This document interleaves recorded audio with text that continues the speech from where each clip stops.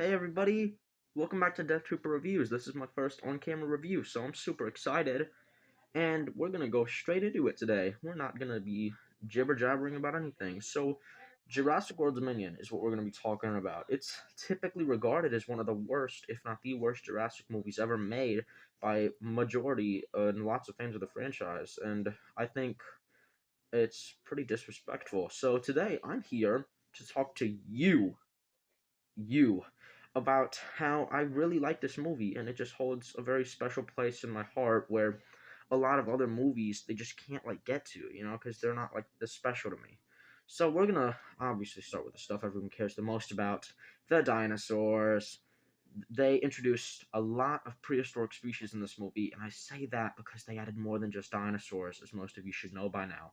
So, new species introduced in the movie are Giganotosaurus, Therizinosaurus, Pyroraptor, Atrociraptor, Quetzalcoatlus, Dimetrodon, Oviraptor, Lystrosaurus, Microceratus, and a bunch of other unimportant ones. Sorry, Dreadnoughtus, you just don't make the cut as important. I'm, I'm sorry. Anyways, um, when I go further in depth about these dinosaurs, I'm going to be talking about the Giganotosaurus, Therizinosaurus, Pyroraptor, Atrociraptor, Dimetrodon, and the Quetzal, just because they're the most important and crucial in terms of the plot. So, along with the new handful of species that we got the return of all the best classics, except Brachiosaurus. I'm pretty sure it wasn't in this one, which sucks. But we got the simple ones like Rexy, Blue. I'd consider them classics by now. At least Rexy. I don't know about Blue, but I'm gonna mention Beta later. Hold on to your horses for this one. If you haven't seen the movie, spoilers ahead. Alright, spoilers ahead. This movie had the official return of the Dilophosaurus after nearly 3 decades. Dilophosaurus, it's my favorite dinosaur, and not because of the frills. All right, I don't care about the frills. They're cool. I really enjoy that one, but they're not as cool as the paleo accurate version. When I saw the first trailer, I was just so thrilled to see that they finally brought my boy himself back to the franchise. And I was so excited. It's what pretty much brought me to see that movie in the first place. They also, some other notable returns include the Pteranodon, Dimorphodons, Allosaurus, and Carnotaurus, and a lot more. So stay tuned for that. Oh, my earbud fell out. No. Whoopsie daisies. Sorry. Now that we have the dinosaurs out of the way, I've got to kind of work around that. It's fine now. We're gonna talk about the plot. Alright, guys. The plot of this movie is so unbelievably overhated, and I just cannot see why. Absolutely, just I love the direction that this movie took away from all the other ones. It was just so unique, and it was a refreshing story that didn't take place on an island for once. I'm sorry, Sorna fans, but I'm sick of that stupid island. So, synopsis. More spoilers ahead. If you haven't watched it, I'm warning you. The movie follows Owen and Claire struggling with Maisie, who continues to leave town despite what they're telling her, of course. One day, she's captured by Rain Delacourt and all his silly goons, and they also capture Beta, Blue's offspring she produces asexually. We're going to talk more about that later, don't you worry. So, Owen and Claire end up in Malta after meeting up with Barry from the first Jurassic World, and they get into a little pickle with the Atrociraptors and Soyona Santos, not to be confused with Los Santos from GTA, and Kayla Watts, a pilot, ends up rescuing them after a very cool chase scene. That was one of the things that I liked, and we're going to go more in detail about the stuff I like later. At the same time, Dr. Ellie Sattler from the original movie, of course, one of the OG characters. The OG characters are in this movie, and I loved it. I was so thrilled. Ellie Sattler from the original discovers genetically modified locusts, but they eat crops. The only crops they don't eat are the ones grown by Biosyn. Oh, gee, oh, wee, Rick, gee whiz, ooh. So, of course, Lewis Dodgson, scummy businessman from the original Jurassic Park, is involved. Biosyn is the scummy company from the original Jurassic Park and was the downfall of Hammond Park. So Ellie goes and meets up with Grant, also from the original trilogy, of course, and through their connection with the Biosyn partner Ian Malcolm, also from the original trilogy. Would you believe it? Oh my god. They make it inside to the Biosyn labs. Although Lewis Dodgson seems cool, he's a scummy businessman who pretty much wants to rule the world. Obviously, if you've seen the original, you know what I'm talking about. we're gonna skip lots of important dialogue, and Owen and Claire make it to Biosyn, and they eventually end up meeting up with the original cast of Jurassic Park after rescuing Maisie and Beta. Got that part wrong, actually, in the script. They rescue Beta, not Maisie. But after they crash Kayla's plane, wait, that is after they crash Kayla's plane because scummy businessman Lewis Dodgson makes a scummy CEO move and disables the air shield from Spaceballs, which lets the Quetzalcoatlus attack their ship. It might sound like I'm ripping on the movie, but I'm not because I love Spaceballs too, so it's actually a compliment. Um, so both so Claire, she has a little bit of a rough encounter with the Therizinosaurus, and Kayla and Owen barely survive the Pyroraptor, which can somehow swim. But I don't care because it has feathers and it looks awesome. Um, yeah, so that's really cool. Uh, yeah, the swim is one of the only gripes about it. Claire ends up running into the Dilophosaurus, which, of course, yes, yes, the Dilophosaurus. Anyways, they end up running into the Dilophosaurus, which is warded off by Owen and Claire, and then I'm pretty sure that's when they met up with the original cast, but I could be wrong. But this is when we figure stuff out, because when um Grant and Satley find Maisie, they end up in the caves with the Dimetrodons after Louis Dodgson makes another scummy Jeffrey Bezos move and decides to disable their pod or whatever, their warp pod or whatever they were using in that movie. And they end up having a rough encounter and Grant loses his hat, which is almost enough to make a grown man cry. He had that hat since the first movie. I'm tearing up right now talking about it. So that's when Jeff Goldblum, Ian Malcolm comes to the rescue and saves their butts. And wow, pretty good scene. The Dimetrodon slowly edging closer. And I enjoyed the scene a lot.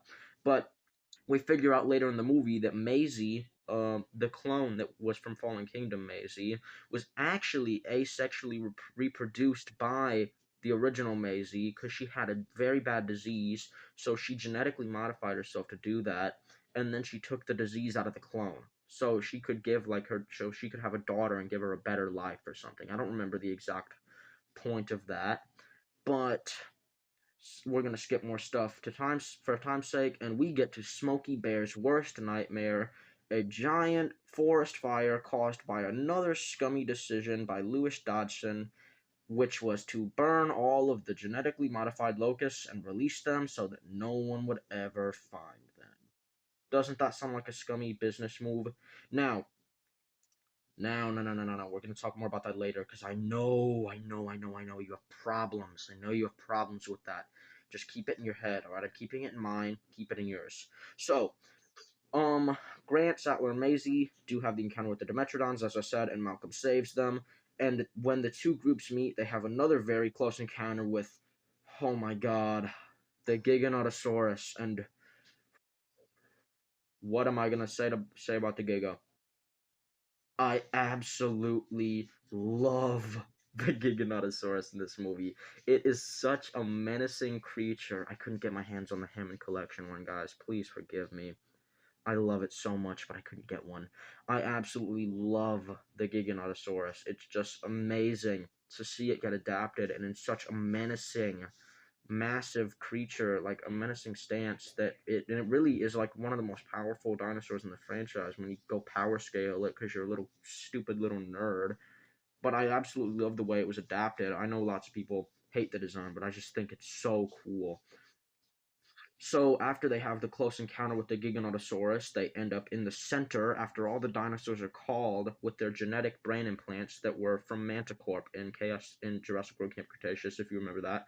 That was another season 4, that everyone hated, but I loved because it had Dilophosaurus in it. I just didn't like Camp Cretaceous in general. It was like too baby, of course.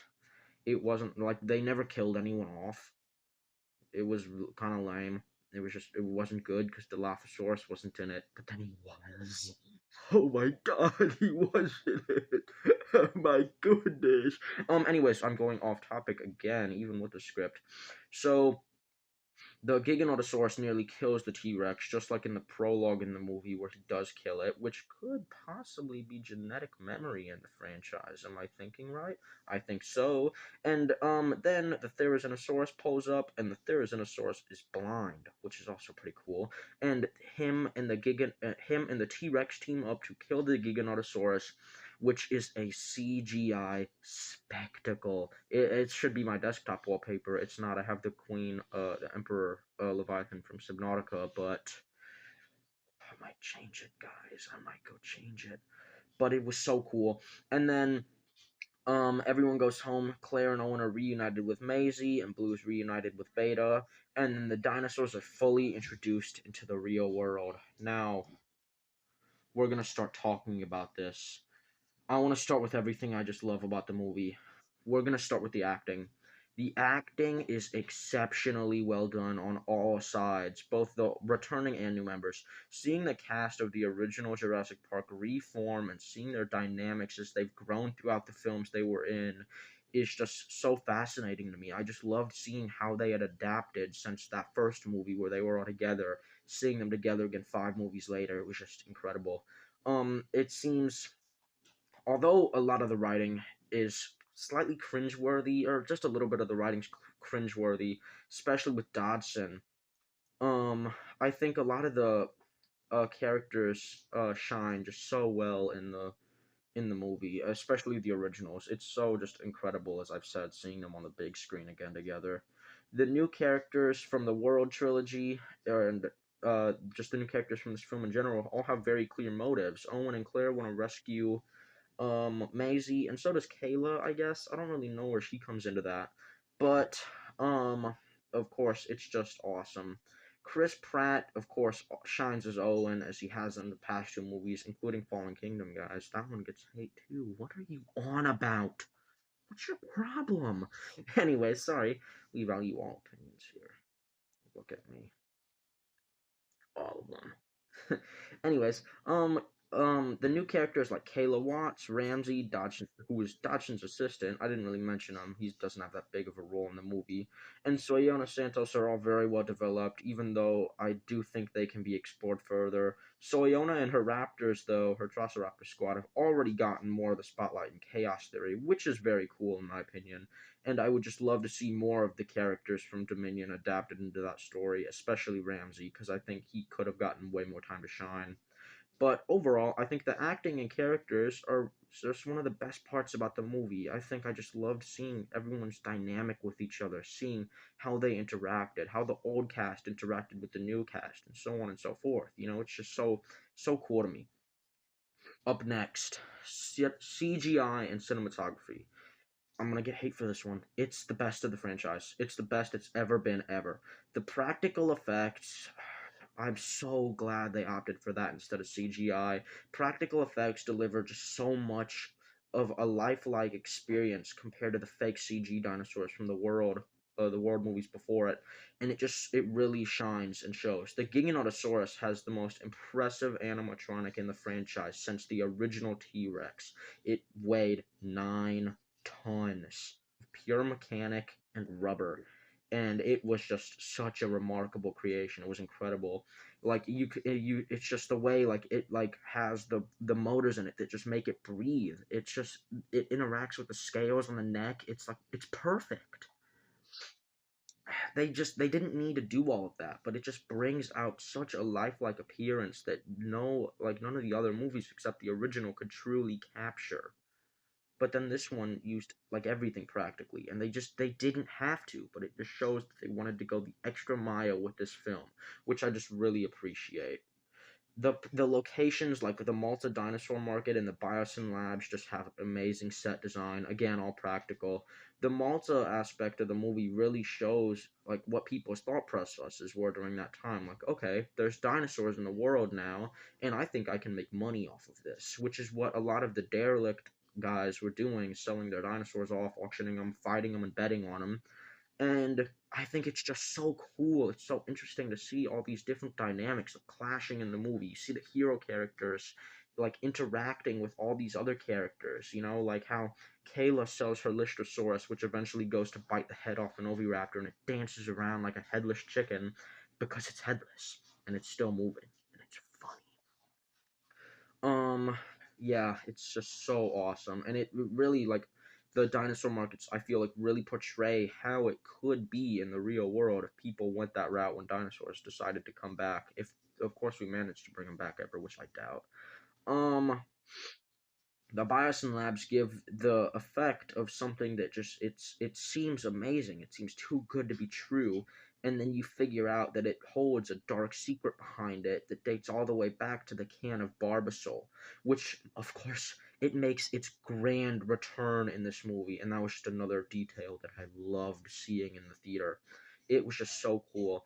The visuals in this movie are perfect. I'd say they rival some of the other movies from this year, and it holds up so well. I watched it on DVD recently on Blu-ray, and I could not tell it wasn't real. It was so smooth. I felt like I was just gonna like I felt like I was watching something where the dinosaurs were gonna jump out of my TV at me. Now, this is where I'm gonna probably get the most hate comments, and it's because of the biggest critique of the entire film, which was the plot. And I just really like it. I really like it a lot. I think like what we see in this film is just so many parts of the world and the effects of the dinosaurs on those places. Like the opening scenes of the movie, where it's showing Claire and all her friends from Fallen Kingdom breaking into a dinosaur smuggler place, rescuing a baby Nijudoceratops, and then filing a report to the DPW. And you see the baby dinosaur later in the movie with Grant and Sattler, and it's so cool. It really like builds up on itself. It adds new layers to a world we've already seen before. And I just think it's so cool to me. It's like it's the opposite of the biggest struggle of the franchise, which is okay, we have this. We have this whole world laid out. There's everything. There's dinosaurs. There's amazing characters. Let's bring them back to an island. They didn't do that in this one. They took it to like all the coolest places you can think of. The Malta dinosaur markets, the Sierra Nevadas, the Biosim laboratory, which yes, was cool.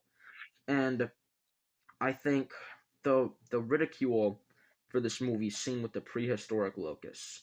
And oh, it's so boring. It's not dinosaurs. It shouldn't have focused on something other than dinosaurs. But I have to disagree with you. Respectfully, I have to disagree with you. I think the way they integrated the original bias and plotline into this movie was just done so exceptionally that it was amazing. I loved it. I think the way like you start out the film and Dodson just seems cool, composed, relaxed, and over the course of the film he starts getting crazier and crazier, and you see how much of a tyrant that he like truly is. If you've ever read the novels, you'd know that this is something he would have done, because in the novels it talks about how he tested all of his stuff on animals, which is bad in today's world. It's considered bad, but then he also tried to create a cure for rabies and tested it on farmers without them knowing, causing to the deaths of hundreds of farmers. And doesn't it seem like something he'd do? He wants to kind of take over and make tons of money, and that seems like a viable way to do that. Now, I think like I'm glad they could like fully like embrace Dodson as a character instead of in the first movie where he had 5 minutes and then Nedry was like in the shadow of him. I'm glad they fully brought him up a notch, took him up to high gear, and made him a main antagonist. And it's me, but it's so interesting to me. I think the way they integrated the dinosaurs into the plot line was very well done, from the Atrociraptors all the way to the Giganotosaurus and T-Rex. You have to watch the extended edition where they fight, because then when the T-Rex kills the Giga at the end of the movie, it just holds so much more depth. So of course, the plot line is just I love it. I love it so so so so much. Now we're gonna go to the stuff that I don't like about this movie, and there's not too much actually. So it's I think the only thing about this movie that just makes me not like it as much is all this stuff with the asexual reproduction with Maisie, which I think was never fully recognized as one of the weaker parts of this film.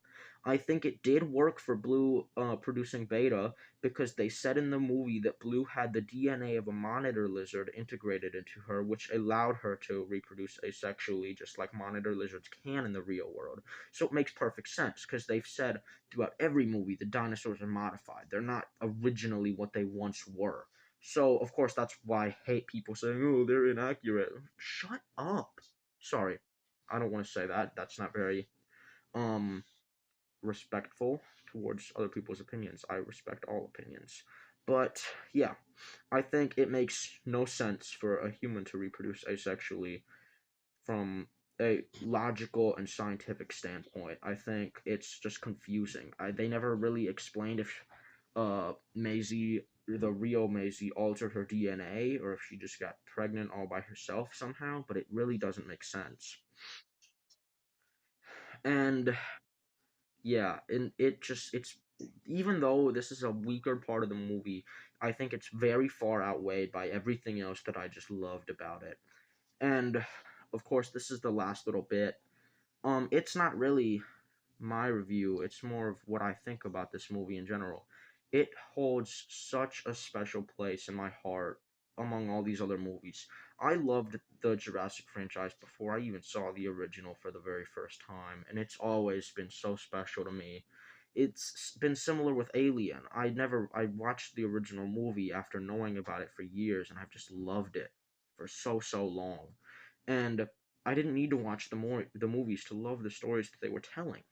So when Dominion was coming out, it was the first movie I was going to see since the pandemic, which was of course a rough time in a lot of people's lives, and movie theaters were not doing very well. So it was the first movie that had piqued my interest enough to get me into a theater again, and I just loved it. I just really loved it.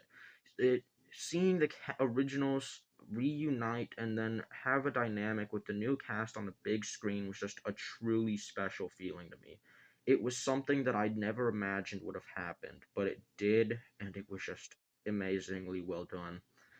Um, it was I'm pretty sure a February afternoon close to the Super Bowl when I saw that trailer, and it was incredible. It almost brought me to tears, that trailer, because of just how special this franchise really is to me. And especially when I saw the Dilophosaurus on that trailer, this sounds stupid. I got up and started cheering because I just love it so much, and I'm so glad they finally made the call to bring him back to the franchise. And God, I'm like, it's really I'm kind of tearing up a little bit talking about this. It's kind of like, yeah, it's very special to me. Um, it's just even if you didn't like this movie, that's completely fine to me.